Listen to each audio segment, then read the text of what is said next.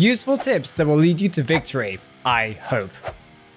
Patient. With patient, using his hooks effectively is what is most important. One of the coolest tricks and the most useful thing that you'll be able to use in most areas of most maps is hooking the frames of windows, usually the top frame of the window. Why, you ask? Because this will help you to glide through that window, as you will start to glide off of the wall just on the top of that window frame, and it won't stop your gliding animation, and you'll manage to glide through whilst the hunter has to vault after you. This can be used in some incredibly strong areas, for example in the birdcage in Sacred Heart Hospital. I also want to say that it's usually best not to use the hook to climb over things. It's usually better to use it to bounce off of things and glide away. When using your hook, make sure to aim as high as possible, but also be especially aware of trees that you'll be able to find on many maps, because if you can actually hook off one of those trees, instead of bouncing off of a wall, you can glide over that wall by using that tree as a pogo stick. But also, while you're aiming at the skies, make sure to check what's at your feet to make sure you don't get caught on any small obstacles next to them. This can of course cancel your hook completely, even if it's just a little can on the floor.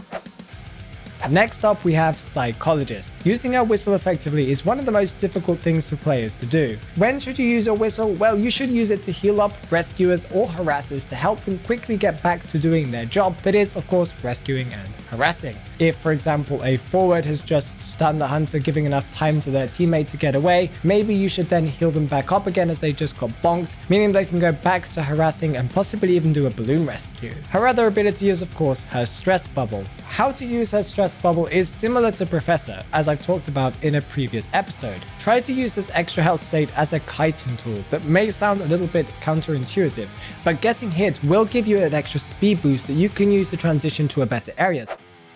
Now let's talk about Weeping Clown. Using his abilities can be really awkward in most situations, and even when you do want to use your abilities, it often seems like something happens that stops you from using it the way that you wanted to. For example, when you want to pick up a survivor and it doesn't let you. Why? Well, be aware that there are some times when you can't pick survivors up with your rocket. This is, for example, when Tide Turner is active, or when there are characters holding their abilities such as Acrobat or Postman, for example. You can't help them double kite, you can't save them in a unique situation. That is kind of what Weeping Clown was designed to do. How about when you yourself are kiting? When should you use the rocket? Well, of course, it does depend on each hunter that you're going against, but as a general rule, it is usually better to use your rocket after the hunter has used their ability, as after they've used their ability, they then have to manually catch up with you, meaning that you can use your extra speed boost, be able to get away from them before they get their ability back up again. How about that little mini dash that you get when you use your rocket? Should you use it as soon as you use your rocket just to get a little bit more distance from the hunter? Not necessarily. It's best to hold on to that mini dash and not use it immediately. You can use this, for example, when you need to dodge an ability, or maybe when you need to dodge a blink. If you time this correctly, this can really help in many situations, as you'll be able to dodge something really crucial and the hunter will have to miss one of their powerful abilities.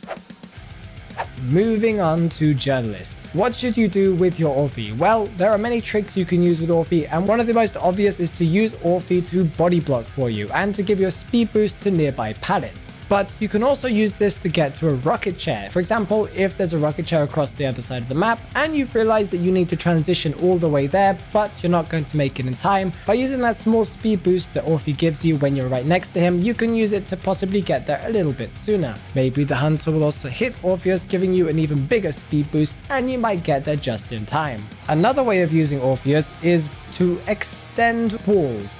What do I mean by this? Well, for example, if there is a wall and another wall right next to it and a pallet in the middle, you can use Orpheus to make that pallet become a wall. Why? Because as you place Orpheus by that pallet, a hunter can't go through that pallet without Orpheus dropping it. And this can be used in some really strong areas if you're careful.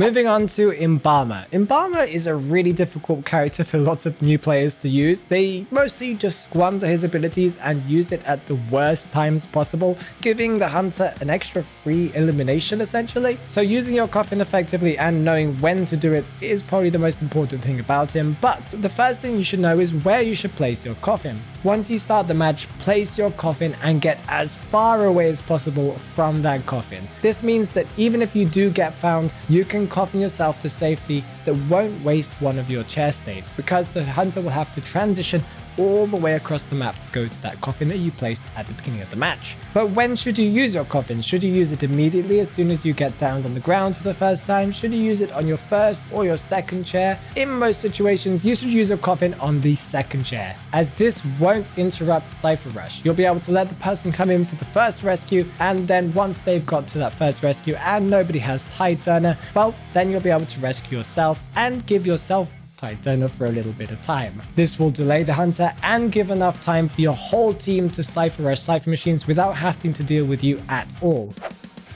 The football man himself, Forward. One of the best things you should do with Forward is turn your sensitivity settings up to max with him, because if you don't, you are not going to be the best Forward in this server. This will be very difficult to control at the beginning, but once you get used to it, you'll be able to do crazy turns and tricks if you practice enough. Is that a tip? I guess it's kind of a tip. But anyway, how about stunning the hunter? There is a cool trick that you can do with him that might be more useful than you realize, that is stunning the hunter for longer, but using less of your football. If you take some type of movement speed ability, for example, broken windows, or maybe you get a boost from another survivor, well, once you use this speed boost with your football dash, you are covering the same amount of ground, but your stun will be longer and it will use less football. It's also incredibly difficult for the hunter to predict, as they'll see you moving at a much faster speed than usual. Forward especially requires a lot of teamwork and coordination. Knowing when to stun and when to decode is vital to win. To know more about playing better as a team, then click the video that's on the screen right now.